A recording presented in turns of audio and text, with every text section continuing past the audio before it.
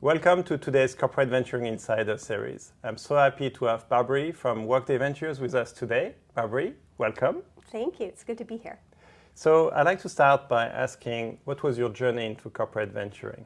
Sure. So my background, I've been a career product manager and product officer for enterprise software for over 20 years. And did that at PeopleSoft, Oracle, and then lastly Workday. And thought I had done everything in my career. And believe it or not, I was thinking of retiring. Okay. And I actually gave my notice because I thought I did everything possible in my career at Workday. And I was sitting on my deck in South Carolina, enjoying a beautiful evening with my husband, who was retired.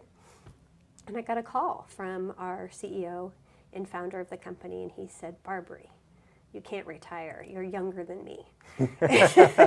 And I'm not retiring. And we just happened to have the co-head of ventures just left. And I really want to have someone with your product expertise be part of Workday Ventures. Would you come over and be the co-head of ventures? And that was 4 years ago. And he said, all you have to do is give me 1 year. And I promise you that you're going to love it and you're going to want to stay. And after 1 year, I went up to Anil and I said, you know what, Anil? I do love it and I do want to stay because it's the best job. It takes all the aspects of product management and product strategy at a time where innovation is at an all-time high. Yep. Without having to manage people. All you have to do is manage money and then meet with really interesting people. So I love it. So I've been there ever since and hope to stay there for a lot longer. Very nice. Yeah. I think it's a dream job. Absolutely. Now, you talked about product management as part of what's really important for corporate VC, and it's not something I've heard many times before. So could you share a little bit more about that? Yeah, it's really interesting too because I haven't met that many people that got into corporate VC from being a product manager. I was a product manager, that's why I'm asking. And I heard that this morning. I thought, I do know someone now that has. Yep. I think it's really helped me in the beginning figure out how to add value right away to the organization. Because when we were set up as a CVC, the intent was to help find emerging, innovative software as a service companies that could be very complementary to Workday. So knowing the products and knowing what could be complementary really helped me in the beginning get the trust and the relevance with the organization. If I didn't have that, I think that would have been more difficult to get the eyes and ears of the product GMs. So that was one part of the mission. The other part was to become like a market sensor, which we had to first prove value before we could move into that. And the other one was, to stay really, really close to the market, which was something that I love to do anyways from my product background. So it worked out really well to, get in, start to find a place that we could have value, and then really grow that relationship over time. And I mean, from your career, I think you were very close to customers, understanding their requirements. How do you see the difference between working with customers and working with entrepreneurs? Yeah, what's really helpful is when we do our due diligence with the entrepreneurs, the founders, a big part of the due diligence is those customer references. And it's probably my favorite part of the due diligence because then you really get to understand, could be an amazing, innovative product, right? Yep. But if it's not really adding value to the customer, if it's not mission critical, if there's not ROI attached to it, that's the real test. And so that's kind of where I kind of make a go or no-go decision is based on what I'm hearing from the customers. And then what's very helpful, given that I came from products and that I know all of our customers, is that becomes a very attractive audience and distribution channel for the founder. So I can help the entrepreneurs better understand the enterprise customer and what's important to them, how to sell to the enterprise customer, all of those pieces, how to set up market groups so that you're talking to customers about not only where they are today, but where they want to go. And so that product management background played a lot there. A lot of times I find some of the best founders are product founders, right? Okay, this is my bias talking, but yes. Yeah. So we have a lot in common because they love solving customer problems. They love innovating and finding that unmet need. And so that works out really well. I would say we have 70 portfolio companies today.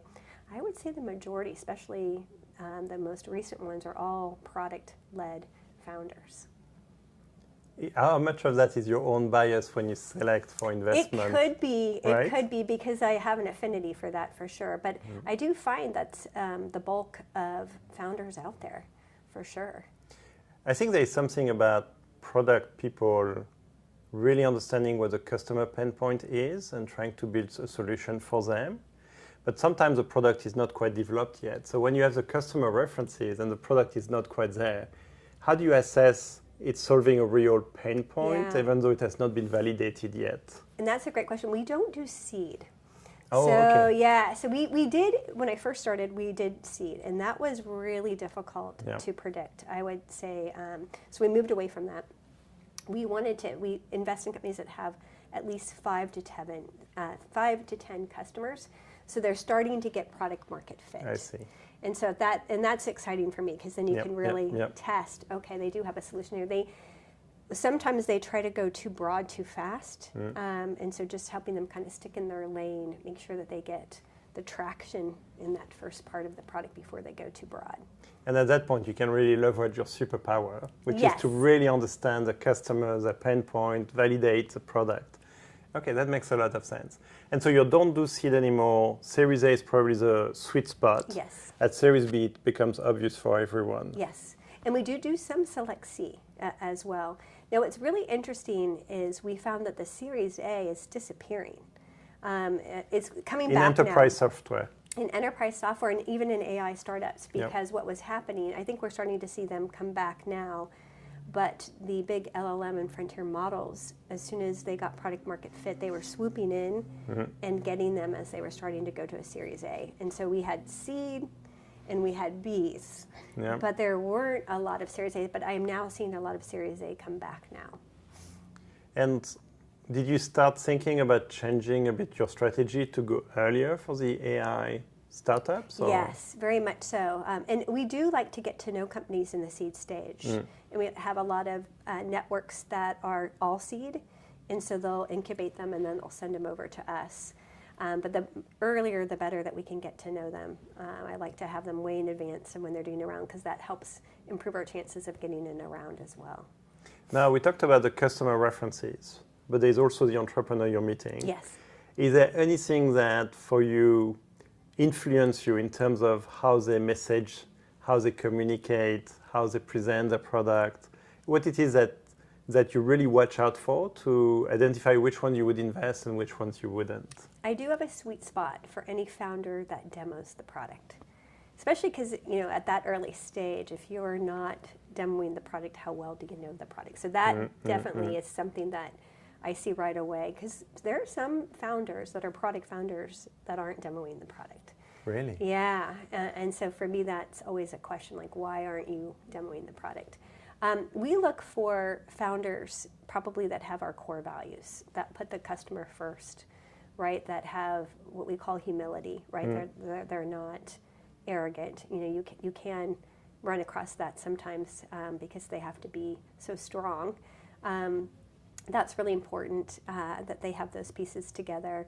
A lot of times they could be a first-time founder. And so what we want to make sure with a first-time founder is that they've got a strong supporting network around them. I've seen really good evidence that a first-time founder can be just as successful as a repeat founder. But we just want to make sure that they have the right network around them to support them. So that will be something that we look around to do. We do check founder references, and we try to do that. We don't go through them to get the founder references. We go around either the lead investor or other people that we know that might know the founder. A lot of times they don't know the enterprise market as well. So they might have gotten a couple of deals in the enterprise segment, but understanding the nuances of the enterprise deal is one thing that I look to make sure. I always like to have, if you're in products, what's your vision? Like, you have a feature, a function fit right now, but where are you headed? It's hard. I always ask about the moat. I think in this day it's so quick to clone and easy to clone, but making sure that they're thinking through, how are you going to differentiate? How are you going to separate yourself from the pack? So those are the strategic questions I tend to ask them around. That is really important for us. So one thing I've seen is sometimes, especially at Series A, you have a really strong CEO who's very good at selling a solution, and the customers love it. And then it doesn't manage to scale because no one can sell like the CEO. That's right, yeah. I have seen that in spades. And then helping them transition that, because that's very hard too. And a lot of times they'll make a mistake that early on and go and hire like a very experienced senior salesperson, which they don't need at that point. What they really need is someone that they can train and that they can mentor and start to develop out that before they go into that executive role in sales. But yeah, that's a hard transition for founders, especially when they're really in love with the product, to make that, to trust someone else to be able to sell as effectively as they do. And sometimes it's tough because to sell an unproven solution, sometimes you need to sell to the senior level of a company, to the CEOs. Yes. And they like CEO to CEO. Yes. But when it's a more junior person, it's very tough for them to break through. That's true. How do you validate or invalidate for that? Yeah, we like to talk to, when we talk to the customer, we like to talk to how did they approach you, who sold to you, was it the founder, was it someone else, what was it that you liked about their solution. So kind of just going through the whole sales process and trying to get to the bottom of that are typically things that we will ask and go through. I think you have a number of good questions for your customer reference. What are one or two questions you love to ask the customer that are not obvious? Yeah, I guess these are obvious. Maybe I'll try to think of the unobvious. The obvious ones right off the bat is, what was the problem that you were trying to solve or the need that you were looking for? And then how well did the solution fit that need? Yep. How are you measuring the ROI? The other questions we'd like to ask is, what could the venture portfolio company do better? Like, what would you like to have seen that you haven't seen, or where would you like to see the product go? Those are some of the things that we'd see. Or, why did you pick this out of other competitors? But just trying to get a better perspective of their buying decision and how they made that buying decision. Was there a committee? Was it a single made decision? Okay. How do you estimate the value of it? Would you have paid more for the solution than you're paying today? That gives you kind of a question of whether they think that this company is so good that they would have paid more, is also very, very helpful. Which is impressive because they would never answer this question coming from the startup. No. But they would answer to you. Yes. It's amazing what we can get from these customer references. Yeah. And actually, it's really interesting because with these answers, when you invest, you already have a mapping of where they could go and give them good advice based on these customer references. That's true. And that's a lot of times like what I will help them do is kind of think through their strategy, where they're going next, what I think some of the hurdles will be. Are they going too broad, too fast? Should they slow down a little bit here? Should they move faster? Where I'm seeing competition come in, are they aware of that? Because sometimes they're moving so fast and so quickly, they're not paying attention as well to what's happening outside in the market. So just making sure that they're aware there's other forces coming. And do you typically join the board of the companies you invest in?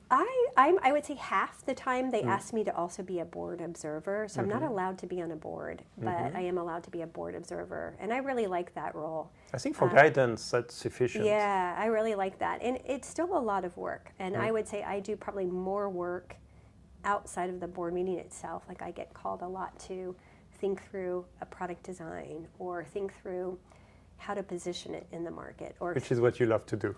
I do. I love that. Yeah, that gives me my hobby, right? Yeah, which is really product management, product strategy, but I'm able to help.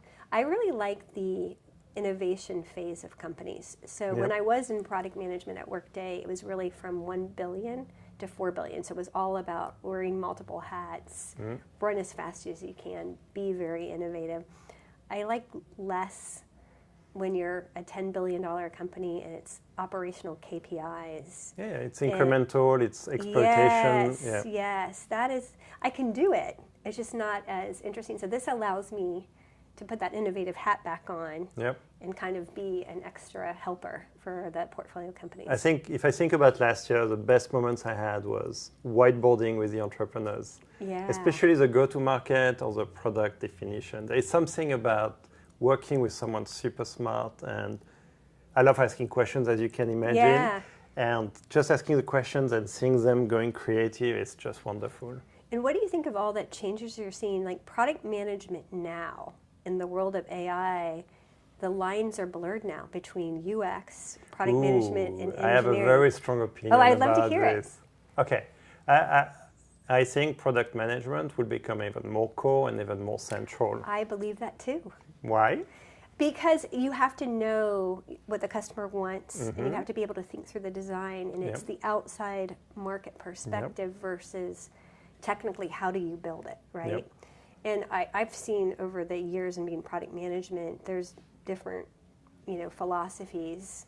I was at Oracle, which is very different than PeopleSoft and Workday, where engineering determined what the product would be.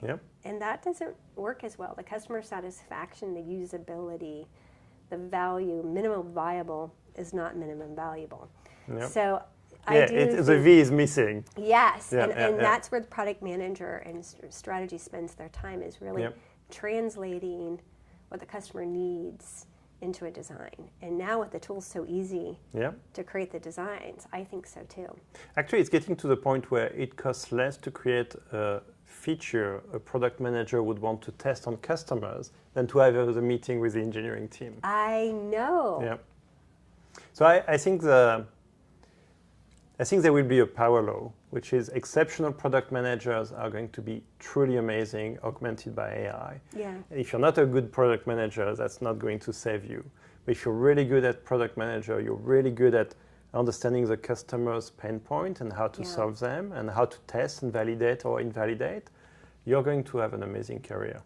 I also think that UX is going to do well too, because the best UX designers I got along really well with, because they look at the problem from how are they going to use it, right? Exactly. Usability. Yes, and that became like a very valuable resource, I think, later in my product management years. And I'm seeing now those are kind of blending together as well.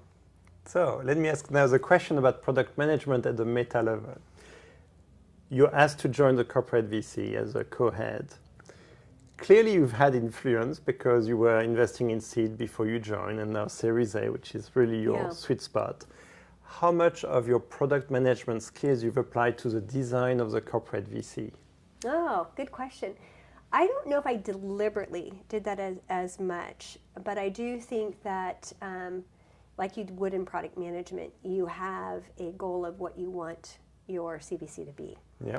And for me, I didn't want us to be tactical. Like I started there, and I knew I had to start somewhere because we weren't seen as a strategic function. We were like internally, we were seen as, hey, we need a partner. We've got a gap here. We need something for a roadmap, kind of like a partner extension. And so I really wanted to change that. I wanted us to be seen as a more strategic function.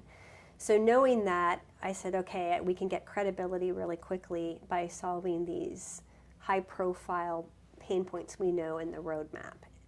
But I quickly started orchestrating us changing that around, and I did use my product strategy, product marketing background, product management to say, no, we're not going to present products anymore to them. We're going to shift the conversation to be about the market. And we're going to come into them and say, here's what's happening in HR. Here's what's happening to the CHR. These roles are going away. AI is completely transforming. The top of the funnel recruiting is going away. And then, bring them data. Because that was the key thing, is like, it was one thing. Substantiate it so that it was irrefutable. And then, these companies are getting to 100 million in ARR in a year. It's so fast. Yeah, this is not, like it used to be. And so just opening their eyes. And so just changing the conversation to be about the market and not about the products. We became a much more valuable organization, and it elevated the conversation because we used to talk to the product GMs. Well, pretty soon we were talking to corporate strategy. They wanted to model in what we were seeing. They wanted to know. It was so funny. I think I mentioned this in our panel this morning, but we were talking about how it's no longer conversational AI. It's really moved to agents. And they thought we made up the word agents. And that was a very scary moment for me to realize that our product teams were so insulated that they didn't even know the word agent. And we found that a couple of times. So That is scary. It is very scary. Or MCP. They didn't even know about MCP, our Okay. integration team, our platform team. Okay. So we knew that we had to educate them on a continuous basis. So we started doing monthly updates, then it became weekly emails, and then it started being quarterly presentations to the executive committee where we'd roll everything up, and then they wanted monthly updates. So it just changed everything from the pace has changed. Yes. Oh my gosh. I write a weekly newsletter, and it's so old by the time the next one comes out. I mean, every day is something new. I mean, in the week that CoWork came out, and then you had Moltbot and Claudebot. Every week was like... And the SaaS Acopolis. And it feels like step change every time. Yes.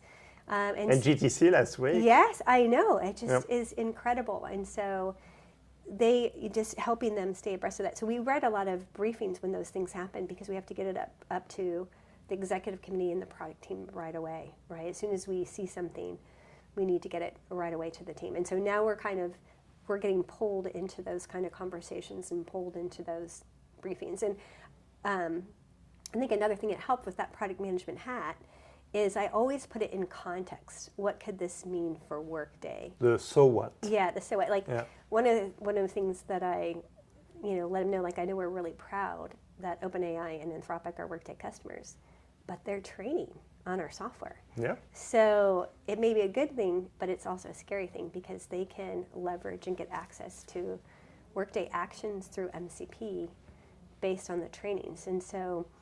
It's an interesting SWOT analysis, right? It is, because one, it's an opportunity, and another, it's a threat, right? And balancing that back and forth. But I always make sure that we bring that angle back up and put a sharp POV to it so we can get them to try to do action is really what we're trying to do. I find that corporate VCs, one of our mission, no matter exploitation or exploration, is about removing blind spots for the corporation. Yes, that's a very good way of putting it. And we had a lot of blind spots. Everyone has blind spots. Yeah, but I was shocked, though, not knowing agent, not knowing MCP. We thought, okay, we have to really ramp and bring the education up. How do you do that in a way where you can differentiate whether it's upskilling or it's different type of talent you need? Because this is really sensitive in a way. Yeah. I mean, I think we had a lot of... I think you go back and forth in product management cycles between when are you really inbound focused, working closely with the engineers, and when are you really outbound focused, trying to read the market and innovate. And you want this high frequency in a way. Yeah, and you have to go back and forth. You can't let one go or the other. I think we were in a period where we were too inbound, and so I think once we started raising some of these issues, they did make some leadership changes, and they brought in, a new head of product to really drive from Google. Hey, AI needs to be front and center, and we need to think really differently about the roadmap and where we're headed. And so that's also helped, I think, the conversations as well. Now let's talk about this messaging you're sending, because you mentioned about weekly emails, quarterly updates that becomes monthly. How do you make sure they are effective? I'm not talking efficiency, but effective. Short, and then and very provocative headlines. It's almost like... Tell me more about this, because this is what I thought was so important, is to be provocative. Yeah, it's almost like, how they try to catch you when they're doing sales calls, right? It's like that, like, Anthropic and OpenAI just released their agentic platforms, Frontier and CoWork. Anything that we can to kind of get their attention, or, Anthropic and OpenAI customers, good or bad. Things like that we think they'll want to read, right, around that. I sometimes feel like it should be so provocative that if someone was about to leave work, they're like, no, I have to read it. Yes. Yeah. And we're definitely getting, like 1 week, we didn't get a newsletter out, I forget what it was, and people were pinging us.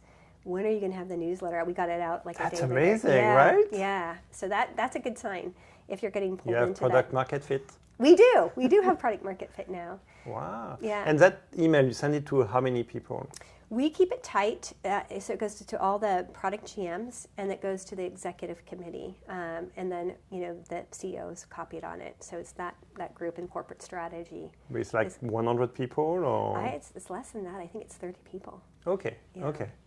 And do you know if they forwarded beyond I that? think it does get forwarded out. Yeah? Yeah, for sure. Okay. And when you say short, you mean it can be read in 2 minutes or 5 minutes? Oh, or? it can be read in 5 minutes. 5 But a lot of minutes. times I think what we also cover in that newsletter, so like make the short summary at the top, like kind of, too long, don't read. TLDR. Yeah, exactly. Too long to read. Then we put the companies we're seeing. And so right now, like we have 3 investment theses or areas that we're working in. We like to go very deep in HR and financial agents that are synergistic back to that product type. Then we're doing anything in services that we think are going to become software for the service industries we serve. So that would be healthcare, life sciences, financial services, higher education, retail, manufacturing, high tech. I think I named them all. So we're looking for any kind of agentic solutions there. And then everything around cybersecurity and non-human identity right now. When Claudebot came out, it really freaked people out, especially in the enterprise space. It's fair. That, we need governance. And the innovation's happening so much faster. What are enterprises doing to make sure that those don't get put into enterprise environments? And how do we have the governance around it? And so there's been just an explosion, and you would be amazed at the layers that it goes into having agents in productions, whether it's being able to bring that identity across multiple systems, whether it's being able to supervise what it's doing, whether it's encrypting the data that it's using and sharing, whether it's protecting against malicious attacks. But there's so many layers, software layers, hardware layers.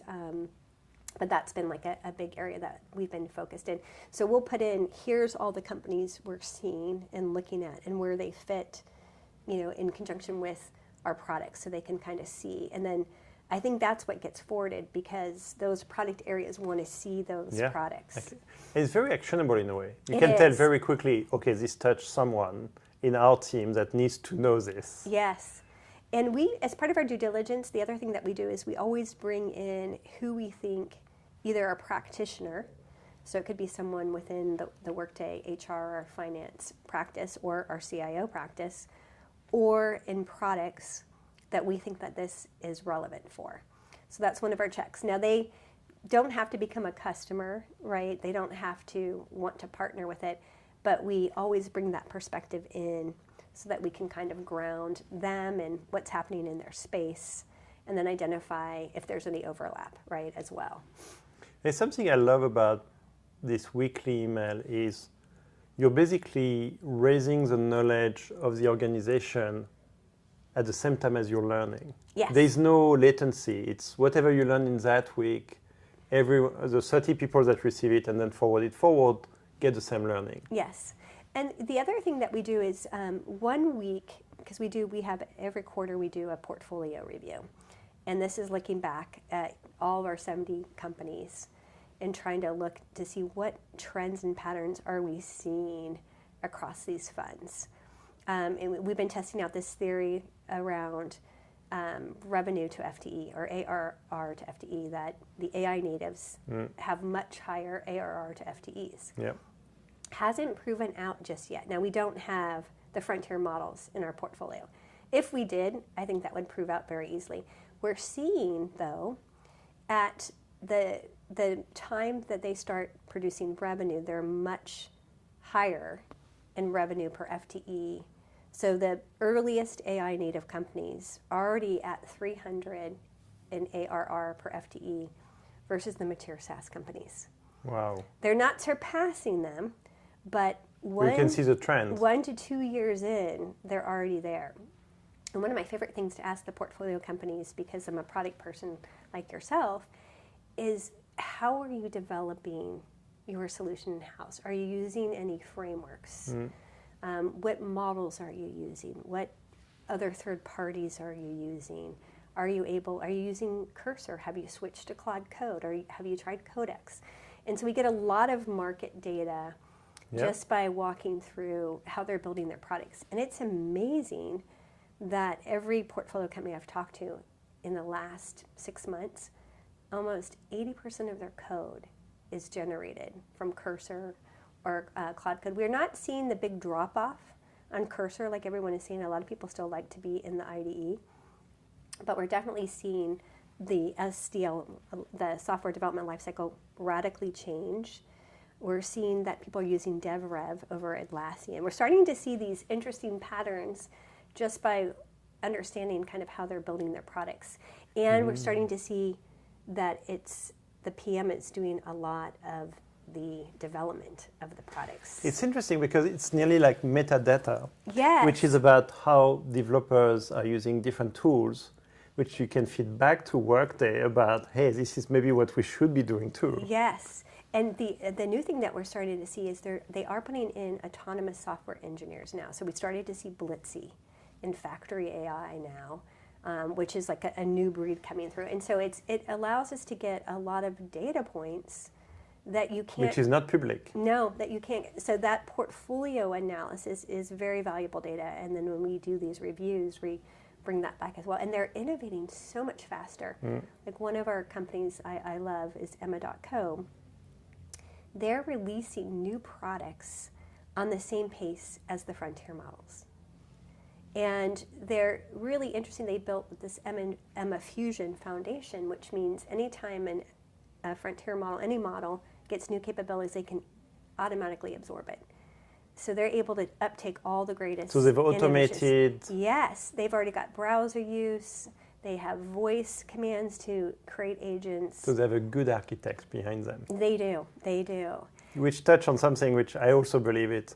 Product manager, architect are going to be the two core functions moving forward. I agree. And that's so important. Like there always has to be a blueprint for where you're going, right? Yep. Otherwise you get the Winchester Mystery House of solutions. It's a very Silicon Valley.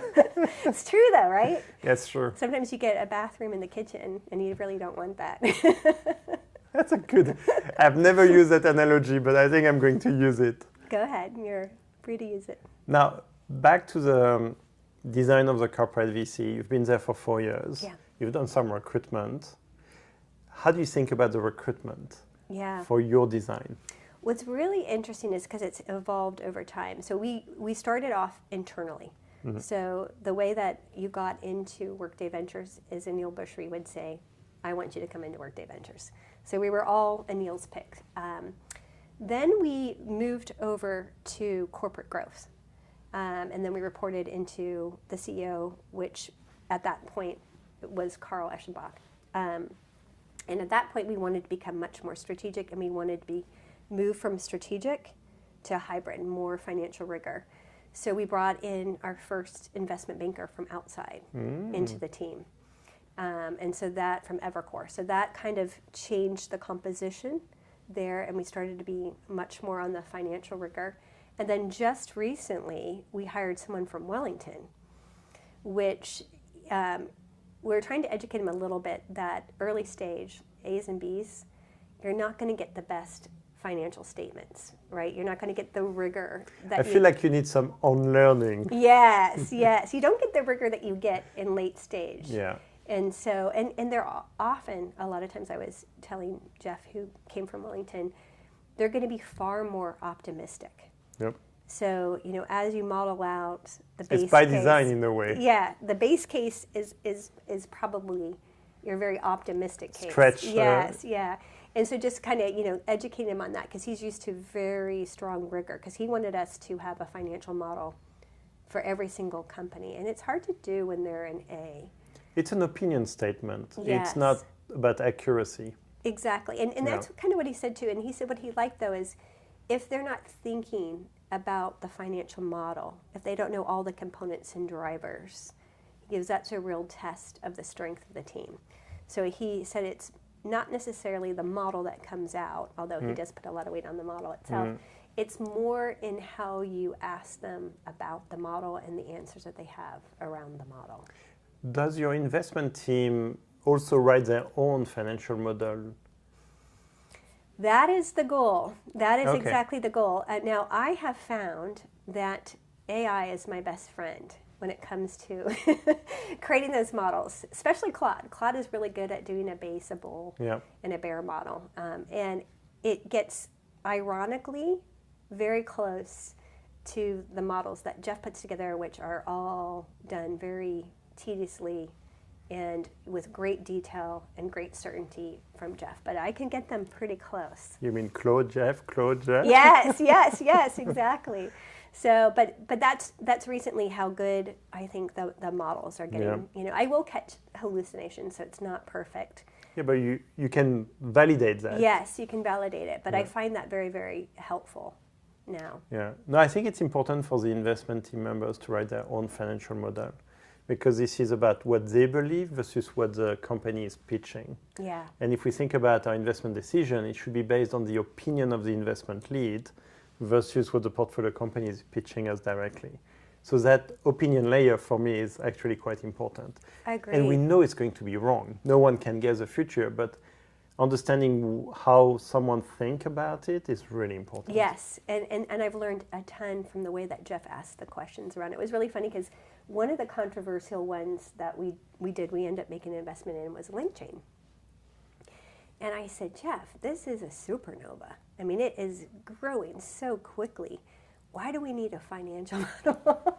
But he must have loved that question. Yes. Oh, he insisted. And the financial model he came up with, you know, didn't look good. And I said, but it's got everything that you would ever want. Like every metric you put in, it's a perfect score. Yeah. But, you know, he was like, you got to prepare, like, you know, for it to grow into this valuation and for these kinds of things, it's got to do all of these things. Now, luckily, LinkedIn is doing great. But it was really good to kind of get his way in and look at it a little bit differently than normally I would have looked at it. If anything, he gave you a sensitivity analysis. Yes. What if something goes wrong, then it would be the impact. Yes. I said, I find your base case, you know, really, you know. Sobering. Yes. And, you know, pessimistic. You know, I think it's going to do much. And it has. Like, it's blown through even their best projections. But it's good to, you know, have that other. What I like about the team is how diverse it is, because you've got Jeff, very late stage now, and also he knows the market very well from a private equity investor. You've got, you know, Savannah, who came in from external. Then you've got me from products, and so it's challenging each other. It is, and the way it works is, if you're leading the investment, we bring it to our little team. And everyone, there's 6 of us, has to unanimously agree. And if there's one objection, then we don't invest. Oh, wow. And consensus. Yeah, and it's good because usually that was the right call to make. I don't think we've had one where we didn't get it through that we, you know, or we missed one that we thought we should have gotten through. So it gives everyone a chance to put in yes or no on the investment. What's the ratios of how many were submitted and how many there was one person saying no? I think there has been, we've been through a lot of due diligence. So we've got 70 in the portfolio. In the 4 years I've been there, I think we've gone through at least 300. 300. Where we get all the way through the due diligence. And sometimes we'll get through the due diligence and we decide not to take it to the investment committee. So we've written the memo. That makes sense. So I would say, you know, that is probably the majority. I've had a like couple. Half? Half. I've had a couple where we got to the investment committee and we decided not to do it on at least 3 that I remember. It's very good. I think half is probably the golden ratio. For me, it shows a courage where someone has gone so deep, so much conviction, and despite that, decide not to invest. For me, this is courage. Yeah, and it can be hard at times, but very hard. Yeah, but it's always the right decision, I have to say. Yeah, no, I agree. I mean, it's the right decision with what you know at the time. Yes. A company might still do well because of other reasons, but that was not what you knew at the time. Yes. Yeah. Now, if we think about the investment committee, so you're 6 people on the IC? Oh no, 6 people in our team. Okay. So we only go to the event. Well, we go to the investment committee, which is Anil and Carl and Jerry, like from our board. Yep. They're all from VCs. Okay. Sequoia, Greylock, NEA, you name it. Yep. So we only go there if we invest more than $10 million. Okay. Then we have to go there. If it's less than 10 million, we have the right to make our own decisions. So we've only had to go to the board once since I've been there in 4 years. And it was for Paradox, and we ended up acquiring that company. So very strategic. Yeah, very strategic. So it's just our investing team. So 4 of us on the investing team, 2 of us on the portfolio experience, and then our head of corporate growth. But he's really good because he sits back. He wants everyone to say, and then based on what everyone says, he usually goes along.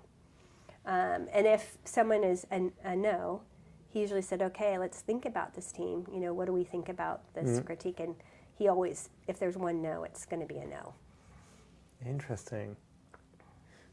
This is an interesting team, very challenging in a way to go all the way to an investment. Yeah. But, the way we look at it is all the learnings we get. Because think about all the data points. No matter what. Yeah, we do customer references, we do founder references, we do product due diligence, we do technical due diligence, we do the financial model. Sometimes we even do the legal due diligence. Yep. We've checked out all of the people on the team. So we go really deep and we get a lot of data points. So even if we don't make the investment, we learn a lot in the process. And it makes us that much better in that category and in the next investment that we make. So in that sense, we don't look at it as a loss. We think everything is a win. Yeah, I agree. I mean, as a corporate VC, any learning is going to be a win. Yeah. If you're a VC and you spend so much time on the Yes. due diligence and you don't invest, this is tough. Yes. But here you end up with part of your email or debrief or briefing or deep dive. Yes, and that was nice. Like originally we had no financial pressure. Now we've moved to a hybrid, so our financial return is critical. So I think we're even harder to get to that investment because we're putting so much an emphasis on, do we think we'll get a return, which we didn't necessarily have before. But a return as a venture type return, like a 20x, or as long as you get 1x, 2x, that's okay? Or what is a... Yeah, Jeff would like it to be a 20x return. Okay. I like it 2x. I'm like, hey, you're going from none to all the way here. I see. But we had I think everyone had a really good Q4. It was hard for us because we worked really hard. We closed, 13 new investments. 10 is kind of what we try for. But then we had 11 exits. So for the year, we're only up 2. So it put us behind kind of where we wanted to be in our portfolio numbers. Okay. And it was 2 of them we acquired, so those were our own. 2 of our portfolio companies acquired 2 other portfolio companies. Interesting. Mm-hmm. So we had some roll-ups there. And then competitors acquired some of our companies. Cybersecurity was really hot space that we saw a lot of movement in. But that was interesting, and it all happened in Q4. 1 quarter. Yeah, 1 quarter. It was crazy, the amount of activity that we saw. Wow. Now, you said it's a dream job, you love it. Is there something you did not expect from the job when you said yes? I didn't think it was going to be as fast moving. Like, I didn't think because warp speed, right? I think especially this year, like you said, Oh, this year is crazy. it is moving so fast. Imagine what's happened today as you and I are talking, right? Yeah, even yesterday to today. Yeah. Now I definitely have my own sourcing bots now. So every morning I wake up and I got my sourcing report. And so it tells me everything that's happened in the market. It pulls from term sheet, it pulls from CB Insights, mistakes, scored.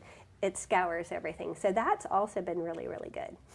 Yeah, so you're using AI to augment yourself and your team. Yes. Any killer app in that agentic world? I wish there was. I mean, we do use standard metrics. That's been really good. So we have financial rights as part of our side letter and our investment. So all of our portfolios, we get the financial information in. And that's been incredible because you can do all kinds of analysis and forecast and simulations off of standard metrics. So I like that. But we also use standard metrics. We often take data out of there, though, to do more of the advanced analysis. I think they're going to put more AI features in there. We also use Affinity, and that's more kind of just tracking our pipeline. are starting, and I was like, you've got to have AI in here. I can't work this hard to keep the pipeline updated. It's got to be automatic, right? And so figure out how to update it, because they have a lot of APIs. But we've had to create a lot of things around the tools versus the tools themselves do everything that you want them to do. I think every software company, software as a service companies, have to reinvent themselves. Yes. I mean, that's what you're doing, helping your company to reinvent themselves, but that's true for any software we use ourselves. Yes. I mean, we use Monday.com, and what they've done with AI is not what you would imagine. I saw they were on 2020 VC with Harry Stebbings. Do you listen to that one? I do. I didn't listen to that one, but yeah, I like the one that they do every Thursday. It's Harry Stebbings with Jason Driscoll from SaaStr, and Rory. Jason Lemkin, Rory Driscoll. Okay. And you get an hour and a half, everything that's happened in the market, and it's really fascinating. And they had Monday.com on there. And the poor guy is trying to reinvent his solution and you have to go AI native. It can't be AI integrated. And that's kind of where Workday is too. It's got to be in the center. It has to be HR processes that were written 20 years ago are not the HR processes of today. Yep. So it's a blank sheet of paper. It's a transformation that has to happen. And the expectations from customer are rising fast. Yes. Yep. And you're also seeing big role changes. I mean, HR of 20 years ago is not the HR today. Yep. And the other big shift that we're seeing right now, what's really interesting is the digital worker is being managed by the CIO, the IT team. I do think there's going to be a time right now, because of the security and the governance and everything around it and the technical capabilities that you need around it, I do think it will swing back to the business users. I think there will be financial oversight. I think there will be compliance oversight. But right now, it is the CIOs and ITs that are really managing the digital workers. And they come with a very different mindset. Yes. It's more about security, compliance, not business value. Right. And so you're right. I think that it's interesting. I think the reporting line tells you everything about what the product or the solution will be. Yes.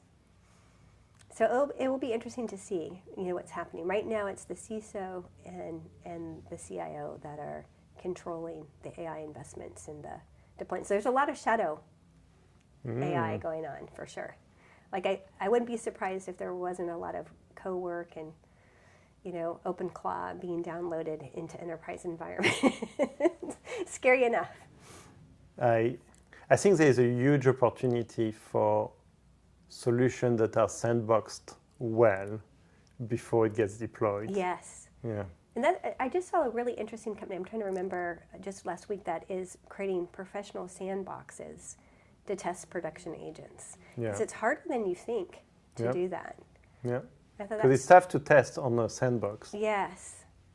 Because typically it breaks when it becomes really complex and many dependencies. And you have all the integration, so how do you simulate it? And then they're using data simulation, also to do the testing.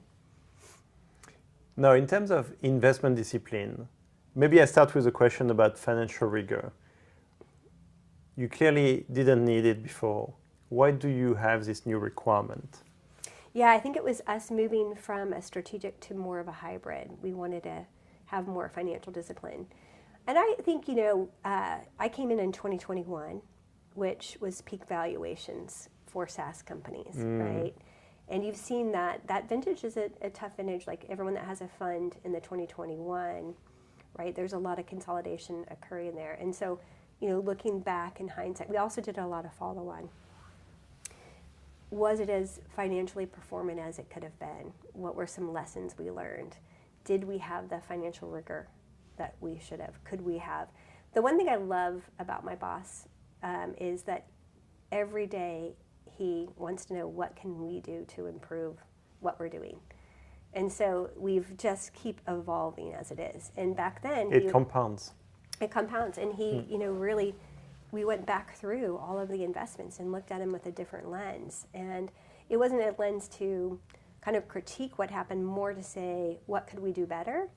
And so that's where we thought, okay, we need more financial rigor. We need people that have more financial skill sets than they're currently in the team. Let's start to bring in those skill sets into the team. That's very interesting. What else have you improved? I think besides becoming more strategic and elevating our conversations, I think we're now kind of considered a partner with products in not just helping them with the current roadmap, but more importantly, think about where do we go 3 years from now? Where do we go 5 years from now? And one of the great things about having Jeff Wantman on the team is, as a buy-side analyst, he's always analyzing the stocks from a financial performance. Yep. And so it's been really fun with him to think about, for Workday, how could we bring our stock price back to where it used to be? Yep. What are our new growth vectors? What are new markets that we can bring back growth in? And so, he's been great to elevate the conversation on that side. That's a nice superpower. It is, and he's amazing. Like, he puts in we use Slack, so every morning I get up super early, and I want to see what he's put in the Slack, because he's always got some interesting economic finding. I mean, he watches kind of the job market and what's happening, and the disappearance of public companies and the size of companies.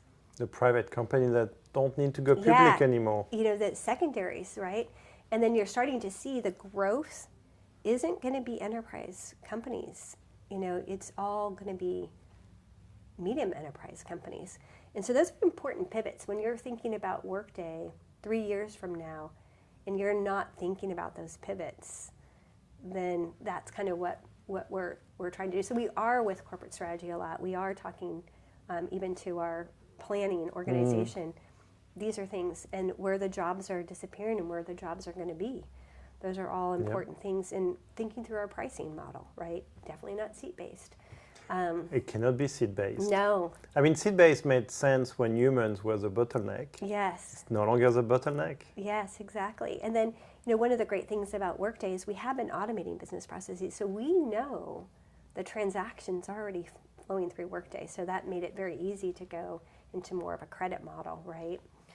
So we are definitely thinking 3 years out, 5 years out, and looking at that. We've also become really close in helping source opportunities for M&A. If we see something that looks possible for M&A, we put it over to Corp Dev, but a lot of times we're doing the research or looking into those areas as well. I feel like you are such a nimble team for how much you're doing. Why not grow the team a bit bigger to do more of what you're already doing? That's a good question. I should ask my boss that. I love it. I mean, we definitely work long days. Clearly. Work days, long days? Yeah. It's long days, but they're fun days. Yeah. And I think we challenge each other very much. But we have other groups that we can rely on too. We do have our own Corp Dev group that we work with. We also do work with the products teams and corporate strategy and our finance teams. So it's not like we're alone. A lot of times an idea might start with us, but then it ends up getting moved to a different group. It's super interesting. If you're thinking about your function 3 years from now, with your keep improving, compounding, how do you see Workday Ventures 3 years from now? I know, that is a great question. I definitely think we'll be a lot more automated than we are today. Clearly agentic? Yeah, very much agentic. So maybe that's why your team grew. Yeah. So we don't need to grow because we can produce way more productivity per head count. Maybe it will shrink. Who knows? Now you're on podcast saying that. Yeah. CVCs are going to be smaller going forward. I think they can be, let's put it the positive way. I think CVCs could do so much more if they embrace agentic the right way. Yes. So I think we got to the goal of being a sensor and got to the goal of being strategic. Now it's like, how do we keep that influence, right? How do we keep that? Can we do more of that planning 3 to 5 years out, 5 to 7 years? I think that is very, very possible, kind of given where we are today. I would love to make our tools more automated, right? I spend a lot of time stitching things together. It doesn't make sense, right, to do the stitching? No, because I want to spend all the time on the analysis and on the yeah. patterns and the trend detection. So I think that there's a lot of capabilities there. Like I've even seen we do a lot of PowerPoints. Yep. People want us to present all the time. Yep. And I had a license for Gamma, and I thought Gamma was amazing. Not anymore. I just canceled it. Claude can do things so much better than Gamma. Completely edible. I can have it do my brand very fast. It's only the starting point. Yes, I know. I can't wait for Gemini to catch up. Yep. Right? Because Gemini is very difficult to make good slides. Well, so far they look beautiful, but you cannot edit them. Yes, yeah. And you have to do slide at a time unless you create gems, where Claude you don't. And so I'm looking for how do I would like zero admin work, all strategic work. That's my goal right now. And I think, so what my big hope is the part of the job we all love to do is going to become 100% versus 30%. Yes. Like spending time with entrepreneurs, starting thinking about the analysis, thinking about the message. All of that could become 100%. Yes, that would be good. The other thing that I love to do is I spend a lot of time with CVCs and VCs because it's really good to hear, there's so many different opinions out there. Like one of my favorite exercises I was doing was, I definitely think we're in a disruption cycle in the office of the CFO, especially in medium enterprise. And so just hearing the different opinions, will there be a GL or will there won't be a GL? What is that? General ledger. Oh. Like there is a group of VCs and startups that believe you won't need a general ledger anymore. That's an artifact of the past because there's companies like Nominal and Numeric that are creating an ephemeral GL off the subledgers. Okay. And so everything is real time, everything is updated. So why do you need a GL? Then there's the other side of the camp. This is the Rillets, right? It's the dual entries, it's the campfires that are saying, no, the CFO will always have this because of the compliance and regulatory reporting, but it will be an AI native GL. And so it will be interesting to see how this plays out. I'm in the camp of no GL. Because why need it anymore, right? I mean, I think it's again, like I don't think there'll be recruiting software.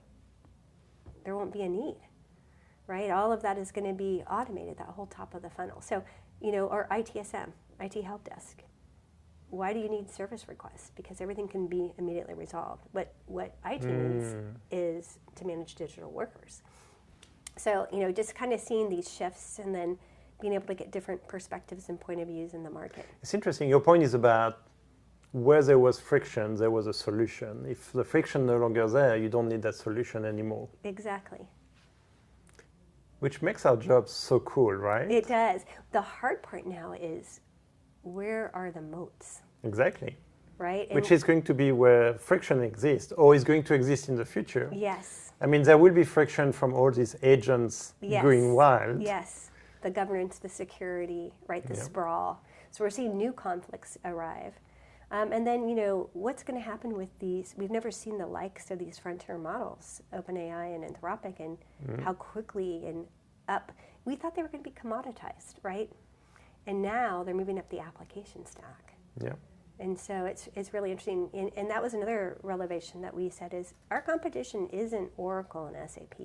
No. It's Anthropic and OpenAI. I mean, it's part of the value capture. Yes. And look at the revenues that they're able. I mean, we've never seen this amount of valuations, raises, revenue at this speed. It's just incredible. It almost feels like Austin Powers, like Which part? the 1 billion. Remember that? Oh yeah, yeah. Now it's 1 trillion. And even trillion, so it doesn't look so big anymore. Yeah. Like who would thought that we'd be talking about trillions? Yeah. It's crazy. And some of these funds, is there really, so much capital going around? Yeah, billions is just a unit now. Yes. Well, it was so good talking with you. I love the fact you're a product person. I could really riff with you. Thank you so much for your time today. Oh, I really enjoyed it. We can talk even for more hours.